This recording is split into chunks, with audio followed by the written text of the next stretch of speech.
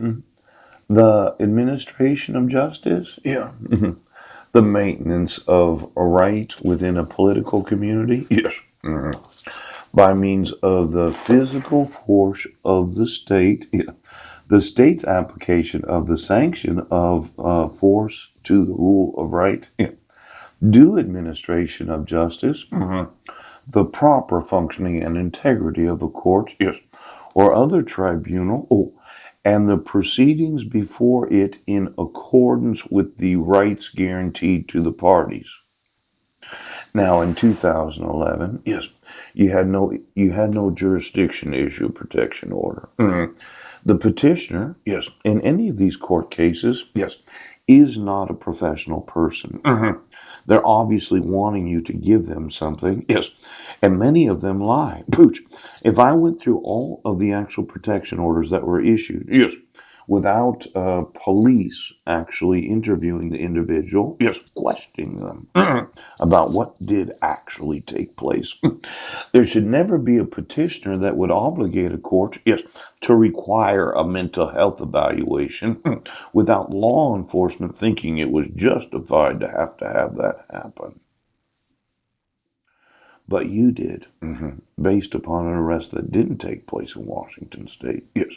And when I entered into diversion, yes, I had an evaluation.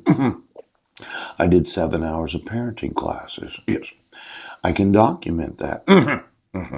And then when I completed diversion, yes, you kept reissuing protection orders.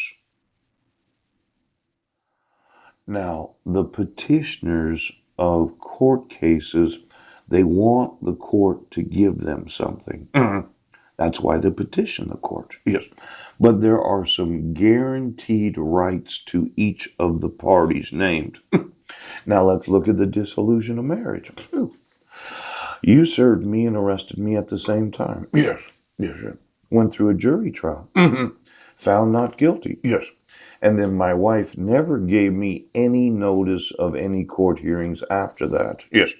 I resided at 1023 Kitchen Dick Road. Yes. Up and into. Yes. The week before the settlement comfort setting hearing. On December 31st of 2012. Ooch. I document that yesterday. Yes, he does. And you're sitting there saying, well, we're just not going to enforce the law. Yes. There's no fraud here. It's not like my sons have had to live with a woman that has fraudulently used the judicial system of the United States for 8 years, 3 months, and approximately 20 days. Yes. Now, you would think that law would would really enforce those guaranteed rights. Now, I want you to bring me my sons. Yes. And I want them removed from the custody of my wife. Yes. And then I want you to give us our victims' resources. Oh, so that we can live in a five-star hotel. Now, I emailed every civil rights coordinator in the state of Washington, except for Quilcene and the Brennan school districts. Yes. And it is such that every school district in this state, and quite possibly every state of the United States, is liable for the enforcement of the civil rights of the student bodies, the enforcement of the parents' civil rights. Yes, when students are taken from their parents without the guaranteed rights to each party being enforced because of the due administration of justice. Now, for every parent that has enrolled a child,